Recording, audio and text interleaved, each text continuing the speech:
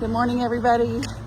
I'm out on my walk today, and I was thinking about the people in my life in the past and even currently who are such a blessing to me.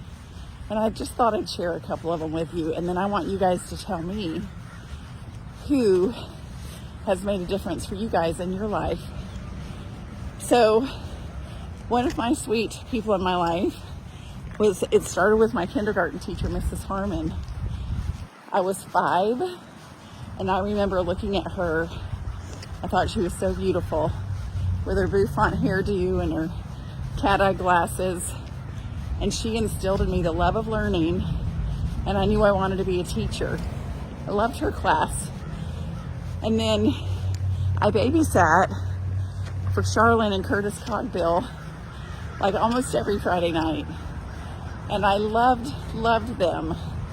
After school, Charlene and Curtis lived close to my schools, and middle and high school, I was there a lot, almost every afternoon. I don't know how they put up with that, but Charlene would take the time to just sit down with me and talk with me. And the polka dot, I use a lot of polka dot and I use a lot of gingham. And it's kind of silly, but she made napkins, little gingham napkins for her little family. And I just thought it was so sweet. Anyway, she didn't have to spend all that time with me, and she sure did. And she is a lot of why I am who I am today. And then, of course, the Swanbergs. And I shared some pictures of their visit this past weekend. So Michelle was my dear friend in school. We probably knew each other from 1st or 2nd grade.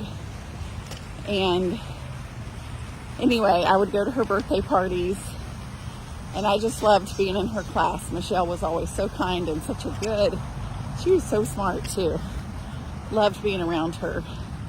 But my senior year in high school, I ended up living with the Swanberg family for a few months, and that short time in their home was such a blessing to me.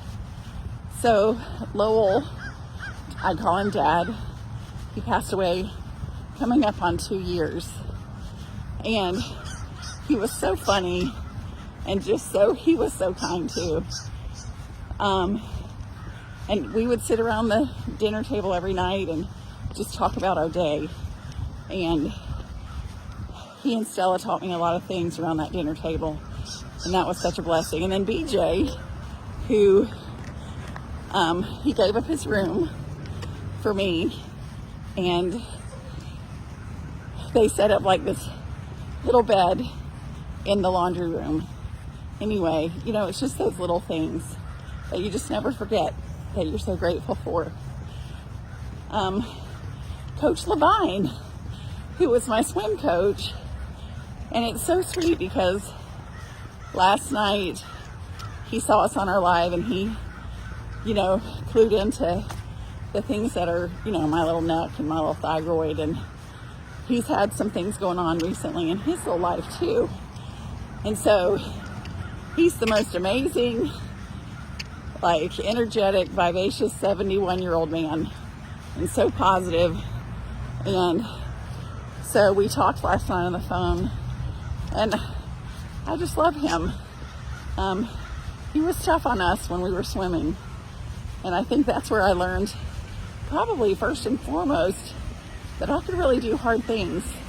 And I shared the story with you guys one time of, he just said, never put your feet down, because in a race, if you got tired, or if whatever was going on in that race, as long as you kept going and finished it and didn't put your feet down, you could be counted in that race and get points. But if you put your feet down, then you quit. So he taught that valuable lesson of don't ever put your feet down. Then I have my Aunt Lynette and Uncle Jerry, who I just love, who also were just such great examples to me too. And just, Aunt Lynette, you guys have met her. She's the mom of 9 kids, 2 that she gave birth to and then 2 that she adopted. And she has been just an incredible example of a good mama and a wife, and just supportive of her sweet grands. And then I have to talk about my sister Angela. Whenever I'm on the phone with her and we talk, we always laugh and giggle. First of all, we look like each other, we sound like each other. We always shared a bed. I never had my own bed ever growing up. I've never actually had my own bed because I married Daryl right out of high school, but I wouldn't trade it. So my sister Angela and I, we have so much in common, and she's so supportive, and I just love her. And then my mom and my dad, you will never ever meet more hardworking people than my parents. And my mom had 7 kids. She baked bread every week. She made her own mayonnaise. She had always a beautiful garden. She took care of us, and again, she's just, I know it's a lot of why I am who I am. I have a lot of her characteristics. And anyway, I could just go on and just talk about the wonderful people in my life. My grandparents, I can't forget them. My grandparents on my mom's side, I had the opportunity to spend a lot of time with them, and they were just, my grandfather was a farmer, and he grew carrots and corn, and man, he worked hard with my uncles. So I just have amazing people in my life who have really, really helped me, and I continue to, right? You guys have met Angela Deaver, could not do this Miss Annie's Home and Kitchen without her. And then Mama Sue, and how supportive she is, and Melissa in the office, and Brittany, and these people that just, Anita, you guys don't even know Anita probably, but just people who pick up on all the things that I can't do. And now that I've become, now that we're empty nesters, I love watching our daughters just become the women that they are, the moms that they are. They're just strong and capable, and I'm super proud of them. And they've married good guys, really good guys that we just love. And then we have our grandchildren who, there's just nothing like them. And life isn't perfect. There's been a lot of ups and downs. As you guys know, it's just the way life is. But when you have people around you, I can see where God has placed in my life exactly who I needed for me. And so I think about, I don't spend a whole lot of time thinking about and putting that pressure on myself to be the best example that I can be for everybody, because I think that I would put, anyway, really how I like to show up is just, I really love to go to bed at night and put my head on that pillow and know that, I've tried my best. Sometimes my best doesn't always look good, and that's okay. But I know that on a daily basis, I have an opportunity to just make a connection in my work with teachers, with educators, with students, with my family, with my children, with Daryl, with you guys.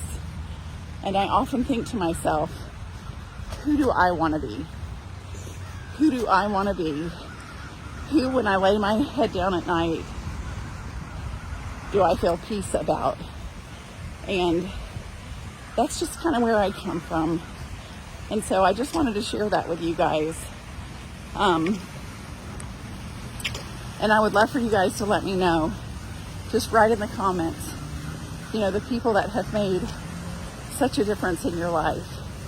Now, I'm realizing after saying all of this, I sure need to talk about Jesus